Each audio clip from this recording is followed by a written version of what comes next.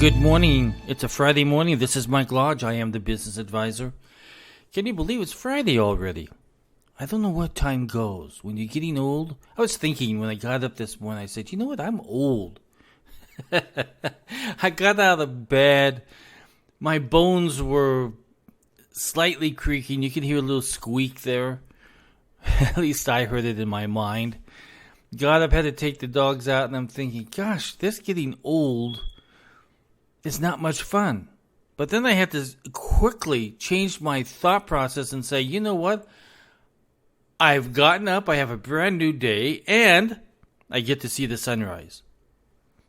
So my whole attitude changed after that. Sometimes we need an attitude adjustment, right? I tell you, when you get old like me, you need a whole bunch of attitude adjustments all day long. Gets tired talking to oneself. Listen, I wanted to talk today.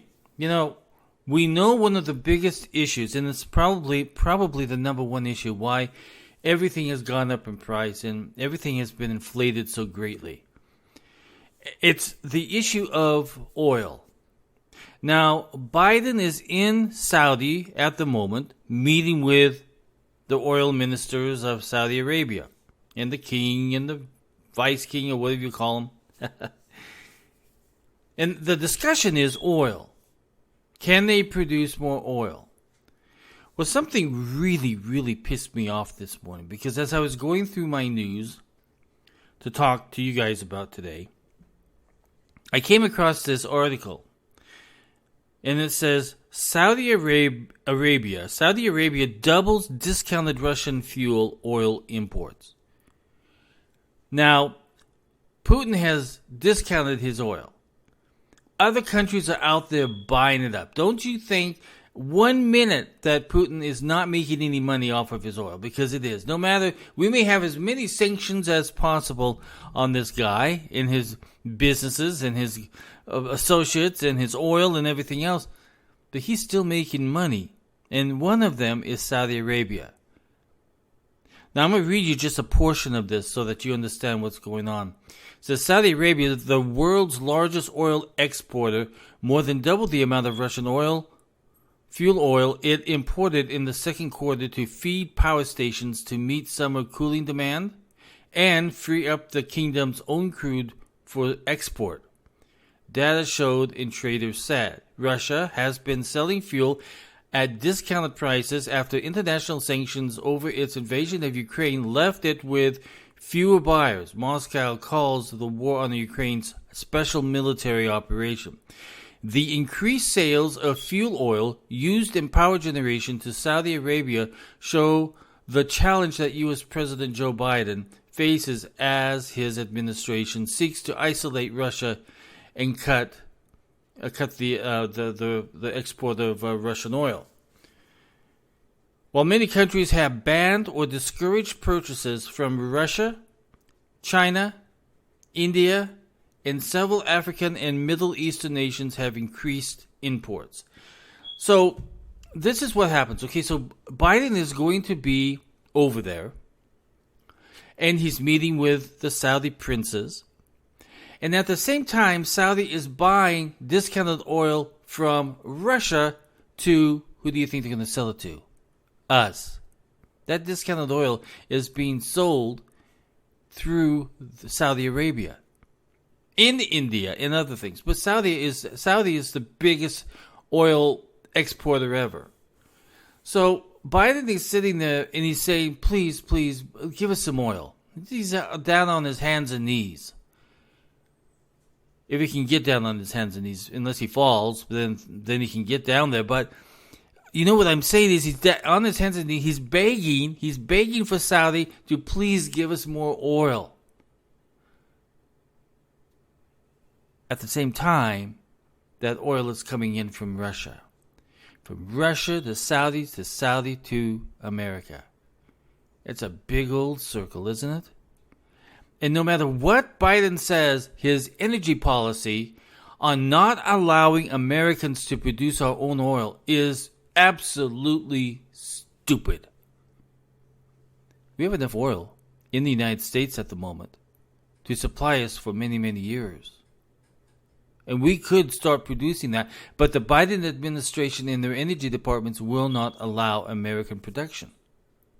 I don't care what he says. Yeah, I've given you 9,000 fields out there for you to do. But he fails to tell you that several of those are in lawsuits, so you can't produce because the environmentalists have them tied up in lawsuits. The energy department will not grant them, permits to bring that oil out. Yeah, you have them, you have the lease, but we also have to give you a permit, and he hasn't given them a permit to be able to get that oil out of the ground. And what oil company is going to put billions of dollars into developing these oil wells when they know in 5 or 10 years some president along the way is going to say, no, we want to go full electric, and so after spending billions, now that oil is not needed. So why spend that much money into that? We'll put our money into other things. Pass it on to our stockholders. But you understand what I'm trying to say is that Biden is so bad at this leadership role that he cannot sit down with the American producers, the oil companies here in America, and maybe even abroad, that are not exporting or importing Russian oil. We're going to get that Russian oil anyway. It's going to be in our gas tanks because if he works out a deal, it's going to come from Russia. It's not going to come from Saudi. Saudi's not increasing their production when they can buy it so cheaply from Russia. Why would they do that? I sit here and I think, my gosh, what kind of a president do we have that he won't sit down and do what's right for the American people, instead play this political game? Listen, the answers are not with OPEC. Listen, Saudi is not going to go against Russia because Russia is part of OPEC. So you cannot tell Saudi, don't buy any more oil from Russia because they're part of a team already. But the president doesn't want to see this as, I want some Saudi oil. No, it's Russian oil. If Saudi has doubled their purchase power from Russia because it's discounted oil. Remember, it's discounted. It's not the open market prices. It's discounted oil. So Saudi's going to say, okay, this is a good opportunity to buy from my fellow colleague, Russia, of OPEC, and I'll buy that cheap oil, and then I'll sell it to a fool like the United States. Now, they're sitting over there saying, oh my gosh, this president is really an idiot. We were oil independent before. As a nation, we were producing our own oil. We were hardly bringing in anything from Saudi or any other country. We were doing it ourselves. And our oil prices were low because we were not dependent upon OPEC. But you got this Green New Deal stuff going on. And you got a president who is controlled by this left part of the Democrat Party. And they want to get rid of all oil-burning cars and all cogeneration power plants and everything else that produces some type of transportation mode or energy mode in the United States. They want to get rid of it. The problem is when that creates inflation because the cost of oil goes up, the cost of our tomatoes go up, the cost of our Tums go up, the cost of everything goes up because it's transported by oil-based transportation mechanisms. Diesel for the trucks, diesel for the trains, diesel.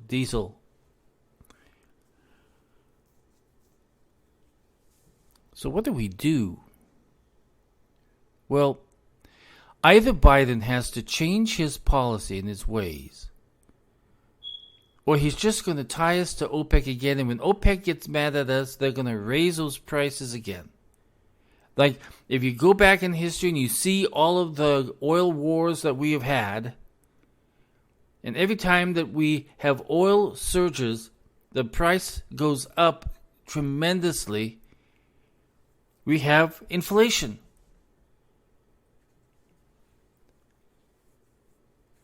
So we have a president who is not willing to bend from his political agenda to help the American people. We have oil in the United States and we can get our hands on it very quickly. It's there. But we have to have government out of the way. And as long as government is standing there, as long as government is dictating to oil companies what they can and cannot do to get this oil out of the ground, just because they want to have everybody driving electric cars that are 75,000 plus, Americans can't afford it. They can't afford the high gas prices. They can't afford an electric vehicle. They can't afford the financing on it because interest rates have now gone up. There's a report the other day that said many Americans are paying $1,000 a month on auto payments. How stupid is that? I've put the link to all these stories down below. Go down and read them and understand what we're facing with the Joe Biden in his energy policy, because it literally stinks to high heaven. I am amazed sometimes that we have decision makers who will only push a political agenda. They know that there's options out there on the table. They know it. People have told them. People have sat down with Joe and said, listen, we can produce this oil. And he says, no, I want electric cars.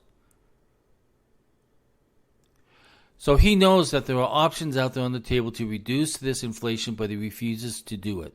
And that is a problem for you and me, because now we have to pay triple the original price. By the way, I wanted to say a lot of you out there don't like Trump. I understand that. But Ivanka Trump was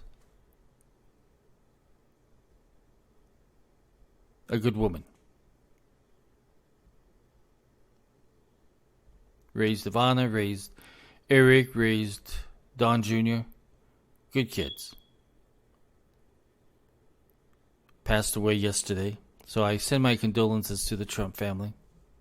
Sometimes I'm mad at you, Trumps, but I tell you in my heart, I say, she was a good woman. May she rest in peace. If you want to have more access to me, go to my website at www.lodge-co.com. Again, that's www.lodge-co.com. Go and listen to all my podcasts, my blogs, you can click on buymeacoffee.com and read all my blogs that I do on taxation and business and everything else. It's all there. If you want access to me and you need consulting work done or coaching work done or mediation, just let me know. You can schedule an appointment right there. It's Friday, guys. TGIF. We're blessed, aren't we? I got up this morning. Rolled myself out of bed. I had a dog looking straight at me in my eyes, wanting to go out. Life is good. You got good alarm clocks when the dog is looking at you. Everybody have a great Friday. Everybody have a great weekend. I'll talk to you tomorrow on Saturday. It's going to be hot here, but we got aircon. And I got work to do. Be blessed, everyone. Bye-bye.